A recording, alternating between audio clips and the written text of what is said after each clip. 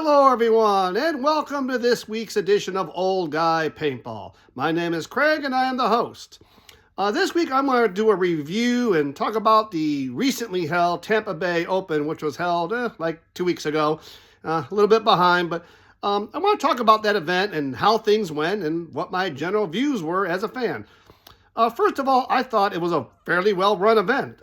It went off pretty well. Has some unique venues with the stadium, and not only that, but the weather was really good. The games were pretty exciting for the most part, and I thought overall it was a good job for the first tournament of the year.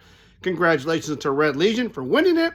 Not surprised, they're a good veteran team, have a good overall base, and that usually shows up in the first event.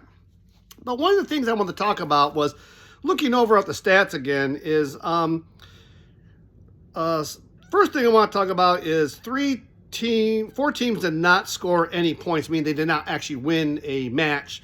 And of course, that was Aftershock, New York Extreme, the Wild Side Distortion, and the Royal City Sea Dogs did not win. They did win some points in their games, and I think just about every team did win at least 1 point in most of their games, but they did not win a match. Congratulations to the Jungle Cats and the new team. They actually got a win in their first match. So, I mean, hey, for a semi-pro moving up, that's always a big plus in your first pro outing because it's usually a struggle to get up there. After that, there other teams did have a couple wins here and there. So, overall, it wasn't that bad. I thought it was a little bit hard for seeing Aftershock, again, continue the struggle. Sea Dogs and, New York Extreme, they're kind of at the bottom end. They've been having some troubles from last year, and it seems to have carried over to this year. And Distortion, being a new team, they didn't get a win in anything over in their matches. But overall, hey, it's the first pro outing, so there is room to grow, especially with the next one coming up here shortly. I know they just did the pro draw for the next tournament, and we'll be talking about that here in an upcoming episode. But I want to talk about overall, how did things go? Well, first of all, the three-man was the three-man. I didn't really watch a whole lot of it. I know they did do the games in the stadium, and I thought it had some unique things. First of all, they used the back end of the stadium where they had more fans, and it looked like it was a pretty good overall thing. I liked it. I liked several of the things. Wasn't a bad crowd. Always could use more people, but it's tough when it's on a Thursday evening. That was a good thing about lights. At least you had better attendance, but Thursday is always a hard day to get people to attend paintball anyways. But overall, I thought it was good. I liked the fact that on the Jumbotron, you could see the action, and players were actually watching the Jumbotron to see where other players were at, to make moves. So that kind of added a little twist to it. I thought that was kind of unique. It looks pretty good. So I was wondering if they were going to use the whole field or just a half. They did use just a half or so. But overall, I thought it did pretty good. It does show that they could hold an event like this in a premier venue. I don't know if they'll get any more chances this year because as you get later into football seasons or soccer season where they could use a stadium, those are more likely coming into play. They don't want to have the surface damaged. But the three-man is not one of my more favorite events. I think one of the things with the three-man is it puts a lot of pressure on teams to put an extra day of play on players. So if they want to continue to run the three-man, I'd like to see either the rosters expand to 12 to 15 players, which allows you to carry a few extra for that event. Some teams have opted to not play in it because it does put that extra day of pressure and play and wear and tear on players. So it kind of comes and goes with that. So that's something that they have to look forward to. But overall, it did help having a decent event and having a good venue option just to showcase paintball in another light. Next thing we want to talk about is how the event went overall in the 5-man, which was on Friday and Saturday, of course. The biggest thing was the 5-pod plus hopper per player rule.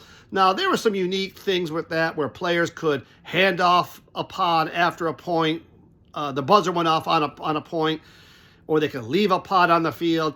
Did not see a whole lot of that going on. That is kind of hard. Like, hey, you're taking off running. Hey, man, here's a pod, So there's some unique twists with that they may have to tweak going into the future. Something I wouldn't mind seeing is something where maybe it's 20 pods per team. And if you want to give one guy 6 and one guy 3, well, that's not a bad idea. Or could you somewhere near the 50 have a refill station? Maybe you have 2 pods on some kind of setup where they'd be sitting right there that if somebody wanted to run up there and get it, you could grab a pod if you need an extra pod. So that would be some ideas for the future. But overall, the 5-pod and hopper thing was a pretty good idea. The way I saw it was when teams had a breakout, they did their usual play. They usually dumped a whole hopper and a pod pretty quickly, laning, trying to hold down corners or certain bunkers. But it did seem to slow as the game progressed for obviously 2 reasons. One, players were starting to get conscious that they only had so much paint, and we saw several instances where the players were literally down to their last pod, or they literally ran out and were down to literally their hopper. So that added a unique twist as they burned through their paint. You didn't see them just constantly firing. So we saw that, and that I think added a good twist to the game that it was a good start. And it eventually went to the players being a little more starting to, use their head and thinking and being more cautious about their paint. That leads to the idea that if they had a refill station or something that you could get an extra pod, which would add a twist to the game, that if players wanted to make a high-risk move, especially late, they could get some extra firepower per se. But that's something the NXL will have to decide here in the future. The other thing that you saw was it was a lot quieter on the fields. Why? Because there wasn't all this constant paintball markers running. I noticed, and it was often said in the commentary of watching the games, that it was quieter on the field. You could hear a little more talking between players, which helped understand the strategy.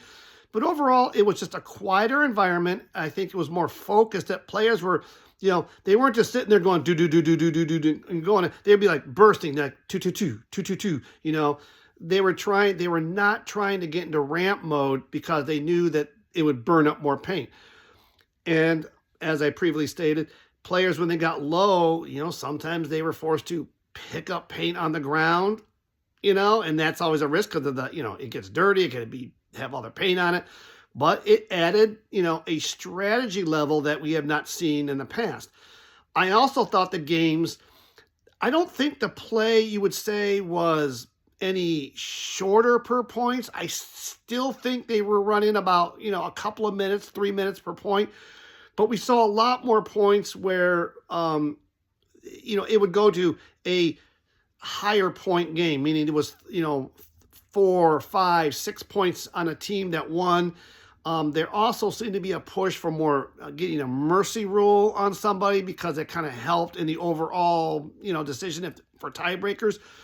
But I think that we saw a lot, other than Sunday. Now, Sunday is completely different because you see a lot of low-scoring games. Teams are not going to be doing high risk or taking a chance on certain things because it is the finals and it's, win and go on, lose and go home. But on Saturday and especially Friday, we saw teams maybe, play a little more differently, as I would call it. Some played a little more loose because they figured, hey, we can burn a point here, make it back. There were some long points like always, but then the longer the points went, the more we went into, well, do you have enough paint to last? And so it was a kind of a combination of everything, which I thought overall was really good. It gave us a whole new unique thought pattern to how the pros played. It gave them strategy. But overall, I thought the play was pretty good. It was exciting, and the tournament went off really well as far as I'm concerned. I'm interested to see what you have to say. If you have any thoughts, put them down in the comments below. I always like hearing how everybody else sees what goes on. But from a fan, I was happy with the tournament, and I liked how the format was. It'll be interesting to see how it carries over to the next one. And with that, I want to remind everybody to please hit that like and subscribe. It helps my channel out a lot. And again, if you have any thoughts, let me know. We are going to have to make some decisions under the NXL on going forward. And this is a unique format, and it's going to be interesting to see how we all see it play out this year. And with that, Thanks to everyone who has supported the channel, and I look forward to seeing all of you on the paintball field soon.